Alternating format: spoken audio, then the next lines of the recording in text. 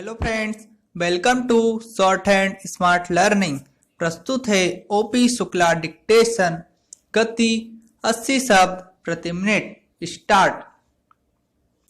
उपाध्यक्ष जी, मंत्री महोदय ने इस विधेयक को सदन के सामने पेश करते हुए जिन उद्देश्यों की चर्चा की है वे बहुत ही सही है।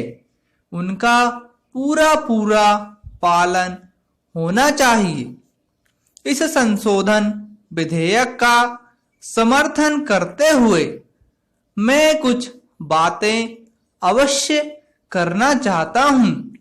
यह सबको मालूम है कि जो लोग खाद्यान्न, दूध और खाने पीने की चीजों में मिलावट करते हैं वे देश और जनता के बहुत बड़े दुश्मन हैं, और जो लोग मिलावट की चीजों का उत्पादन करते हैं वे तो उनसे भी बड़े अपराधी और देश के लिए खतरनाक है।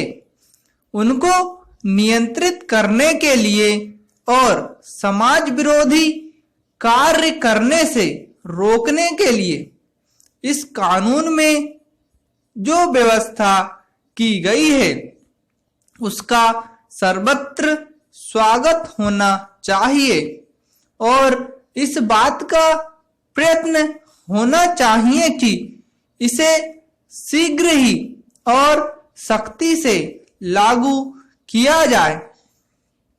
मेरे विचार से चीजों में मिलावट पूंजीवादी समाज का अभिशाप है। पूंजीवादी समाज में बड़े बड़े धन्ना सेठ, व्यापारी और गल्ला चोर हैं। उनका एक ही उद्देश्य होता है कि ज्यादा से ज्यादा लाभ कमाया जाए। इसके कारण जनता को चाहे जो भी नुकसान हो वह मर जाए या जिंदा रहे, इसकी परवाह उन्हें नहीं होती। उनको तो बस ज्यादा से ज्यादा लाभ मिलना चाहिए।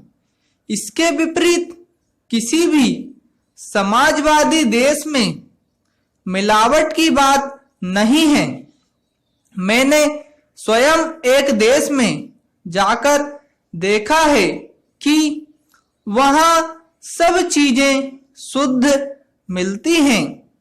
यद्यपि मिलावट पूंजीवादी समाज का अभिशाप है, लेकिन पूंजीवादी समाज में भी इसको ज्यादा से ज्यादा रोकने का प्रयास होना चाहिए और मुनाफाखोरों के विरुद्ध कड़ी कार्रवाई होनी चाहिए। ये जनता के स्वास्थ्य और जीवन के साथ खिलवाड़ करते हैं। इस बिल में समिति का उल्लेख है। सरकार ने उसमें कई तरह के प्रतिनिधियों को शामिल करने की कोशिश की है। होटल उद्योग के प्रतिनिधि को भी उसमें लिया जाएगा।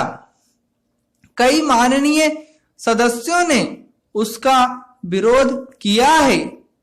क्या होटलों में काम करने वाले कर्मचारी मिलावट को रोकने में सहायक नहीं है? मंत्री महोदय ने उनको क्यों भुला दिया है? ये लोग मिलावट को रोकने में ज्यादा सहायक होंगे।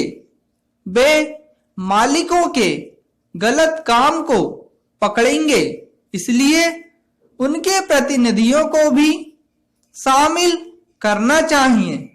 जहां तक नमूने का संबंध है, इस विधेयक में यह कहा गया है कि हर चीज के 3 नमूने लिए जाएंगे। स्टॉप।